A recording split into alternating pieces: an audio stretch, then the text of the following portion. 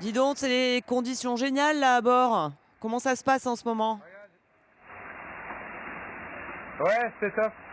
Bah écoute, c'est top, hein, tu vois, j'ai même de la bonne compagnie. Si tu veux voir les conditions, regarde, je te remets la caméra de radar. On a eu un lever de soleil qui était magnifique comme les 2 derniers jours. Écoute, il y a encore une vingtaine de nœuds de vent. Mon bateau, il avance entre 16 et 18 nœuds.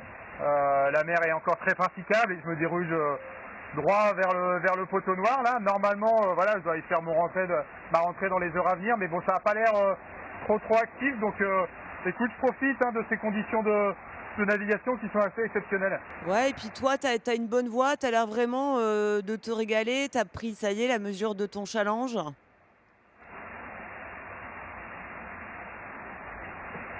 Oui, c'est sûr que les derniers jours ont permis de se reposer un peu plus que ce début de course qui avait été un peu intense.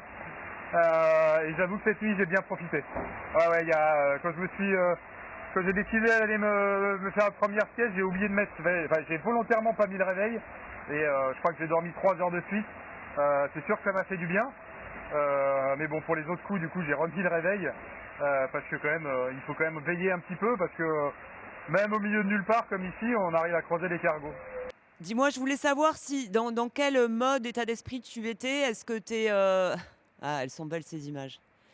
Est-ce que tu es vraiment dans un mode régate avec, tu regardes un peu les concurrents autour, et qui tu pourrais rattraper? Ou bien est-ce que tu fais ta course, tu fais marcher ton bateau, de manière cohérente et puis tu vois après ce qui se passe?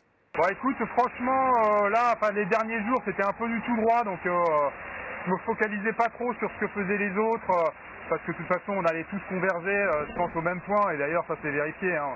On a tous eu à peu près la même lecture de l'entrée, notre passage d'entrée dans le poteau noir, donc je me focalisais plus sur moi, ma navigation, me reposer, faire un check du bateau aussi. Voilà, après, la plupart des bateaux qui m'entourent, c'est des bateaux à foil qui devraient déjà être, pour la plupart, loin devant. Donc voilà, et après on est 5 bateaux à dérive, on n'est pas encore trop loin les uns les autres. Il y a Jean qui est devant, il y a Benjamin qui est juste devant moi et Maxime et Romain derrière. Donc voilà, je pense qu'on va se retrouver ce groupe de 5 bateaux à se tirer la bourre. Je pense que voilà, on va commencer tactiquement vraiment à regarder comment ça va se passer la descente de l'Atlantique Sud qui n'a pas l'air si simple que ça. OK, est-ce que tu as regardé un petit peu comment allait se passer ta traversée du poteau noir? Ouais, écoute, la traversée du poteau noir, elle devrait.